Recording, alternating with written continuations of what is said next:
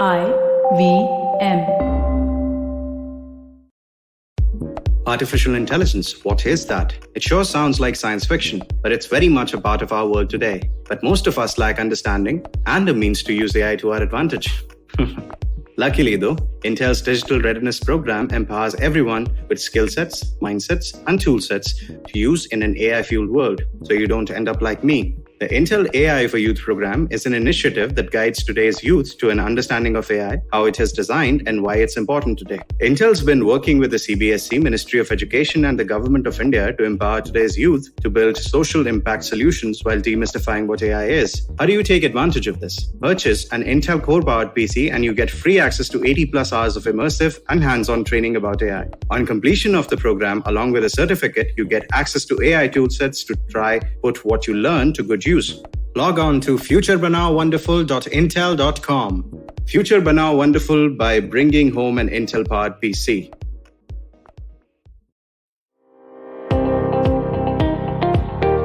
Welcome to All Things Policy, a daily podcast supported by Pragati, a flagship media initiative of the Takshashila Institution. We are a bunch of policy nerds based in Bengaluru, and we like to bring fresh perspectives to Indian affairs and an Indian perspective to global affairs. So grab a cup of coffee, sit back, and join us for today's chat. Hello and welcome to All Things Policy.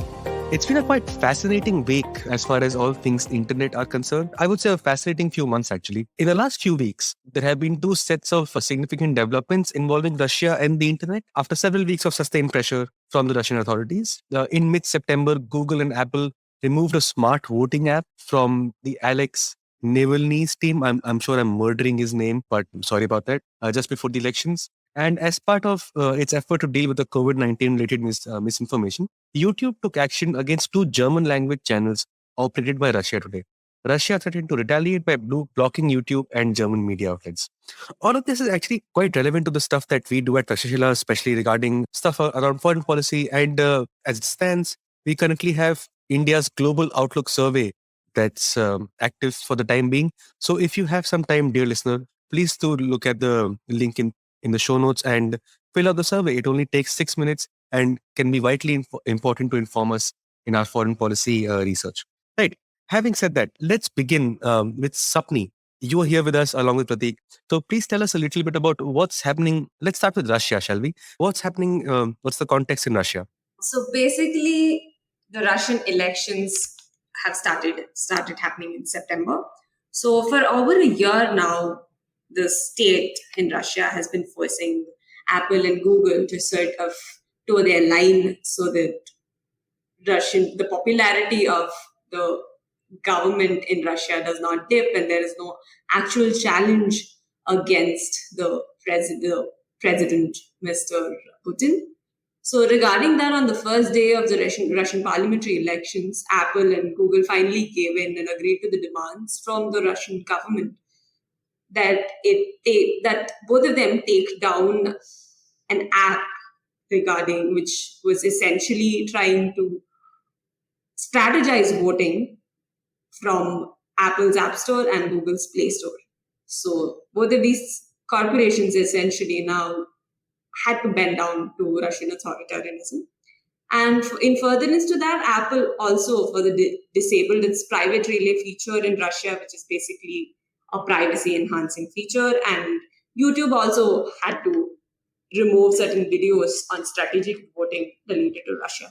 So this is basically what happened in Russia regarding content and foreign policy related. The foreign policy related, of course, it strikes us very clearly that these are US corporations and these are taking decisions which have certain very alarming consequences in domestic politics of Russia as well as international politics. So this is basically how the things stand right now. I want to just add a few things. Right? You also mentioned the whole YouTube situation, right? Them taking action against channels operated by Russia today. And that's an interesting case. It was really part of a larger operation enforcement action that YouTube was taking against COVID misinformation.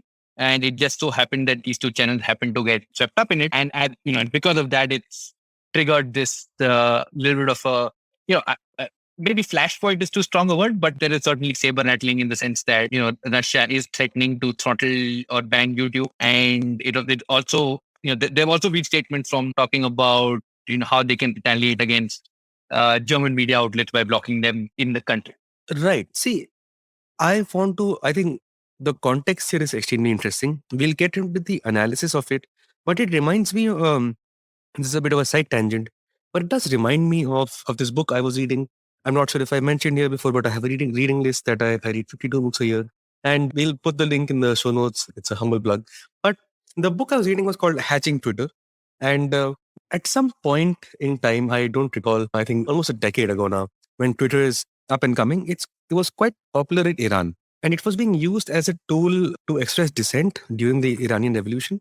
And so what ends up happening, and I'm fuzzy on the details, so I'm not doing a good job at explaining them. But what basically ends up happening is that the Twitter team has a choice. They know that the revolution at a certain point in time is going to peak. And also, unfortunately, at the same point in time, Twitter is scheduled to undergo maintenance. And so now they have a choice on whether or not they should change their hours of maintenance to make sure that they don't impact Iran's political movement, or they actually do change their hours. So, like, it's damned if you do, damned if you don't. And I think a lot of these companies, platforms, I mean, are in sort of a damned if you do, damned if you don't situation. I don't know if the ethical dilemmas here are clearer in the case of Russia or so. But having said that, that side tangent aside, let's talk about some of the analysis here. Prateek, I want to begin with you. So there's, I think, three broad buckets that you had identified. Take us through them? Yeah. Before that, I just want to add some more Russia-specific context as well, right? Because this is in a way a long time coming, right? So earlier this year, some of you may recall that Russia attempted to throttle Twitter, and it didn't do a very great job because it was trying to throttle t.co, that domain, right, which has a lot of Twitter images, Twitter attachments, etc. And it ended up affecting even sites like Microsoft and Reddit. And while the world collectively laughed, I think Russia came away with sort of newer way of enforcing some sort of censorship regime, right? In terms of, instead of an outright block, you throttle content, which again, depending on the various layers of the technology stack, may or may not be easier to work around, right? As opposed to a blanket ban. There's another thing to keep in mind, that Russia does have a law going into effect in January 2022, which requires that foreign companies with large Russian audiences, and then I think that translates to roughly about 500,000 Russian citizens daily, incidentally, that they have to establish an office in Russia, have representatives, add feedback forms to their websites, in case that sounds familiar, right? And to just broadly comply with local requirements, etc.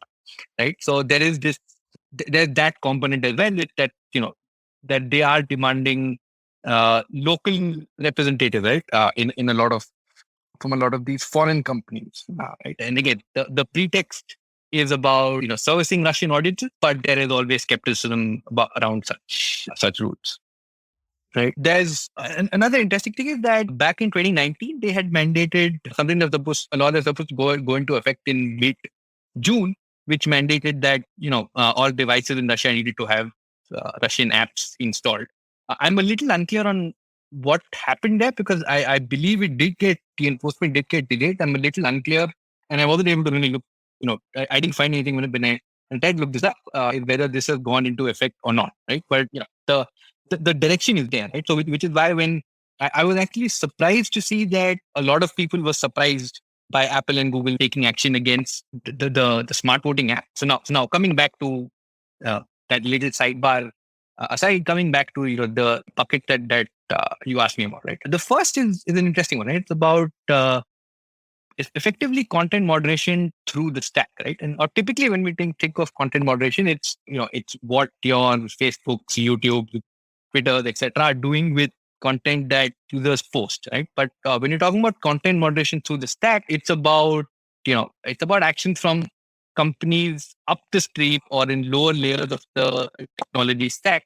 Like in this case, you had Apple and Google kicking an app off the App Store, right? You can potentially say that's at a different layer of the stack. But there's another interesting angle here, that even Telegram had to take down a few channels that Navalny's team were using. And as per an interview that he gave that the founder gave to, I think it was Radio Free Europe. It seemed like that action was enforced by Apple, and in the sense that they were asked to take down the app or potentially be kicked off the App Store as well, right? And this again, now content moderation through the stack, it's not new. It's happened multiple times before, all right? When you think back to when Alex Jones Infowars was deplatformed, Parler was deplatformed, right? To some extent, even if you look at VPN apps being removed from the Apple App Store in China, right? Or I think Apple taking down the HK Map live app during the 2019 Hong Kong protests. Right? So there's plenty of precedent here. It's also notable that it's either praised or criticized depending on what the action is, and not always going to the broader question of, hey, should companies be doing this? Are they within their right to do this? Again, there's several arguments to be made. Interestingly, and I'm again going off a little bit of sidetrack here, but even if you've been following the Facebook files, right? Even in that, in the specific article about human trafficking, right? There is an element of content moderation to the stack here, because it seemed like Facebook quickened its action on human trafficking after there were some concerns flagged by Apple, right? And talking about potential repercussions for the app on the App Store. So this whole this whole idea of content moderation through the stack is an extremely interesting phenomena. It's basically companies enforcing their terms of service, right? Which has there are very good reasons for doing so, but it manifests on the internet in various and interesting ways. That's actually quite concisely put. And before I have a few questions, I do want to elaborate more on this. But before we do that, let's take a quick commercial break. Security on a computer is like a layered cake. No matter how secure each layer may be, attackers and hackers will work tirelessly to find a vulnerability and exploit it. These cyber attacks can sneak into a system unnoticed, eventually gaining access to all the programs and files on your computer stack. Luckily, with Intel vPro platform, all of this is avoidable. Intel vPro has the Intel Hardware Shield, which adds protection to every layer of the computer system with 3 groups of security capabilities. Advanced Threat Protection, which helps quickly detect and remediate the latest ransomware and crypto mining attacks on the system. Below the OS Security, which helps identify unauthorized changes to hardware and firmware. And Application and Data Protection, which helps prevent memory corruption and malware injection. So secure your organization's productivity with hardware-based security only with Intel vPro. Visit intel.in/IT heroes to know more. Intel vPro, built for business. Hi, we're back, and I am joined by Prateek and Sapni. We are keeping up with the Splinternet, as to say. Thank you, Prateek, for your insights on content moderation to the stack. There's also sort of 2 other buckets that I was going through your notes and looking at them. So this complying with local regulation and rapid and global scale decision making. So talk to me a little bit about those. Okay, sure. So with complying with local regulation, it's a very interesting thing, and I'm drawing on some of my own time working as part of a team that did content delivery networks operations for Russia and China, and this is something that you hear a lot, right? When you take certain action, it's normally justified as, hey, we're just complying with local regulation. And again, as a concept, it doesn't seem bad.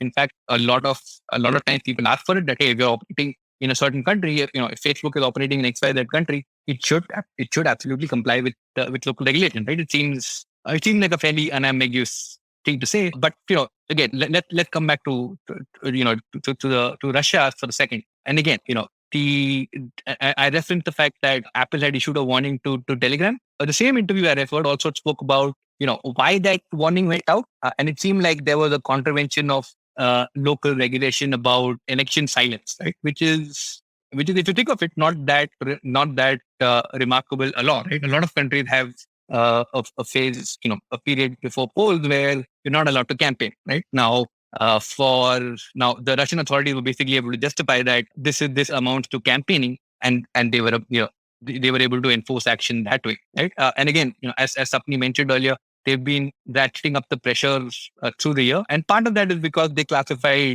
Navalny and his supporters as I think being engaged in extremist action, and they were able to justify a lot of their action that way, and it left companies with this dilemma of, hey, do we do we comply with local regulation or not? And that is incidentally a trend that, and it's not unique to Russia, right?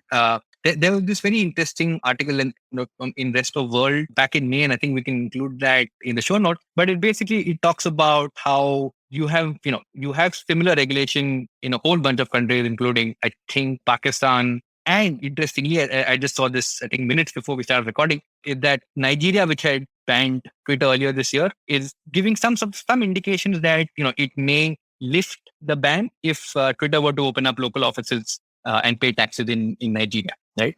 So these kind of laws have been called hostage taking laws, and yeah, it seems to be a trend that we're seeing.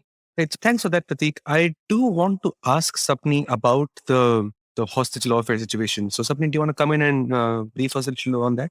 So essentially, these sort of hostage taking laws, what is called hostage lawfare, using law to get, at the end of the day, to achieve your goal through whether or not they are positive or negative is obviously up for discussion. But hostage lawfare, as Prateek mentioned, it's been going on in the space of digital regulations, in the space of cyberspace regulations. It's more and more present everywhere.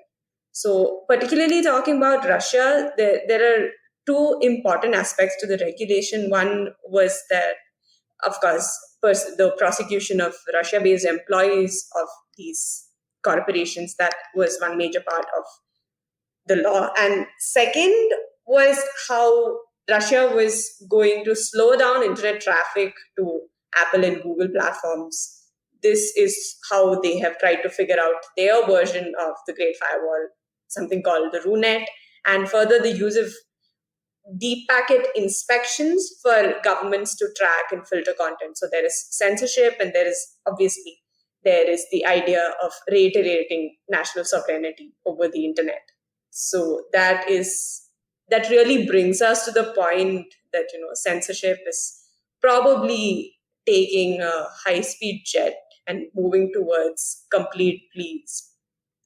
idea of having a clear splinternet instead. And essentially it changes the fundamental nature of internet as how we see it today.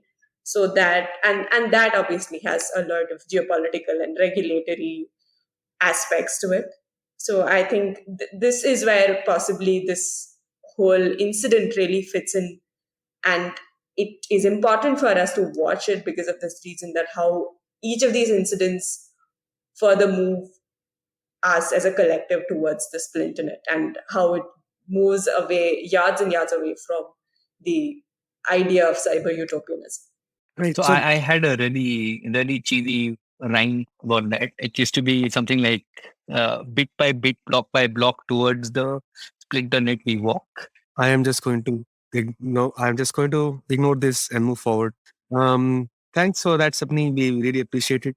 So this sort of brings me to the little sort of takeaway that I have here is that I think it's very easy to say that that companies, wherever they are, should comply with local regulation. And I think there is a debate to be had across various disciplines on whether local regulation actually serves. I mean, what is the underlying principle through which the local regulation has been formulated? And this debate rages on if you look at how the right to be forgotten is going to be implemented in India, if the data protection bill ever becomes law, and how it's implemented in Europe, and so on and so forth. So like it's not as, I think the picture is not as black and white as to say that if you're in a particular country, abide by their local laws.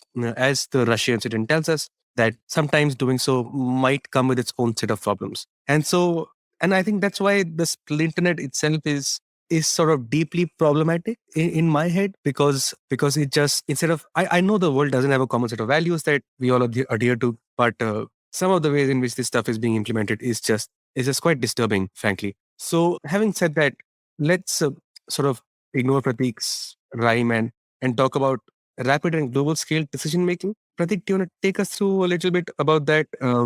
Why should these people be making choices, and the kind of trade-offs that Yeah, it's correct. And there's a little bit of a meta point again. But so the idea here is, right, for example, YouTube was enforcing this, COVID misinformation policy, right? Now, it just so happened that two channels from Russia today got swept up in it. And now, we don't know exactly how these internal processes work. Were they aware that there were these two channels going in? Did someone flag it? Would they have changed their action otherwise? This is all stuff that we can only speculate on, right? But the general sense is that there is this expectation that, and I'll take another example, right? If you just go back to mid-August, right, as the Taliban was sort of consolidating in Afghanistan, there was a significant amount of criticism, right, going around that there is still content that is either sympathetic to Taliban or pro-Taliban that's on these platforms, right? And you're talking about them having policies to enforce it, but obviously people, that sort of content creators are, and I'm using content creators very, very broadly here, are smart enough to get past these rules, right? And what we're essentially expecting these large technology companies, right? And I'm not saying this to say that it's not from the perspective of, oh, look at these big four technology companies. But this is it's a genuine question that we're expecting them to make these large scale decisions, right, at significantly low risk with significantly low response time. And I don't know if they have the capacity to do it, right? And then there's the broader question of do we want them to do it? Ideally, that should be the first question. But since we're already in the state, they're having to do this time and again. It's something that we probably want to ask in parallel. But it remains to be seen, right? Do they have the capacity to do it? Should they be building up the capacity to do it? Because I'll just go back to the Taliban aspect. And if you look at a number of countries haven't yet shown their cards right now. While that is certainly strategic on their part, it's hard for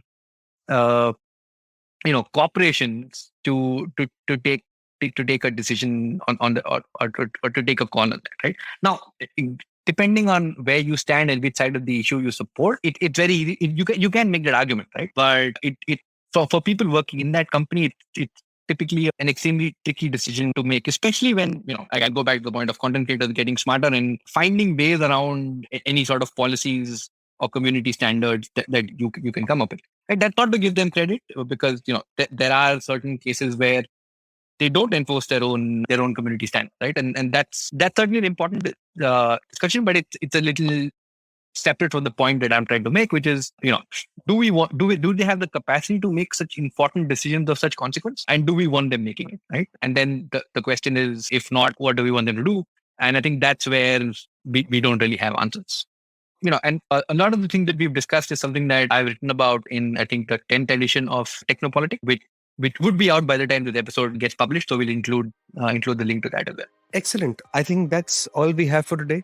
Thank you so much for joining us, Prateek and Sapni. It was quite wonderful having this discussion with you, especially in the context that we are discussing whether or not Amazon should have a seat in the Security Council. But again, thank you, dear listener, for joining us, and have a wonderful day ahead. Thank you for listening to All Things Policy. If you liked our show, don't forget to check out other interesting podcasts on the IVM network. You can tune into them on the IVM Podcast app, ivmpodcast.com, or wherever you listen to your podcasts. You can also follow IVM on social media. The handle is @IVM Podcasts on Twitter, Facebook, and Instagram. And hey, if you'd like to dive into Takshashila's research on technology, strategy, and economic affairs, check us out at our Twitter handle @TakshashilaINST or our website takshashila.org.in. Hey everybody, it's been a great week on the IVM Podcast Network. On the Edges and Sledges Cricket Podcast, Ashwin and DJ dive into all the major scoops from the first week of the IPL's 2021 second leg. They talk about the Indian women's team beating Australia in the third ODI, breaking their winning streak of 26. On KBCD, Farhad and Sunetra are in conversation with mental health practitioner Unnati Bharadwaj. They discuss loopholes in the mental health industry, especially for queer individuals, and how to come out safely to friends and family. On All Things Policy, Priyal Dalmeda and Ruturaj Govekar discuss the rationale behind booster shots. On Hans Vani, listen to an intriguing story called Aakhe, about how our eyes see everything and yet sometimes fail to grasp reality. And on the Life Manifesto, Zarina talks about the implications of burnout. Do follow us on social media. We're IVM Podcast on Twitter, Facebook, Instagram, and LinkedIn. And remember, if you're enjoying this show or any other show for that matter, please do tell a friend. And finally, we'd like to thank our sponsors on the network this week: Cred, Bank of Baroda, Quarter, CoinSwitch, Kuber, and Intel. We appreciate the support. Tamil கதைகள் கேட்க ரொம்ப பிடிக்குமா? அப்படின்னா கதை பாட்காஸ்ட்ல ஒவ்வொரு திங்கட்கிழமை, புதன்கிழமை, வெள்ளிக்கிழமைகளை வெளியாகிற தமிழ் கிளாசிக்கல் நாவல்களை உங்களுக்கு புரியுற தமிழ்ல கேட்டுக்கிட்டே இருங்க. இத IVM பாட்காஸ்ட் ஹோஸ்ட் பண்றாங்க. கேளுங்க கேட்டுக்கிட்டே இருங்க.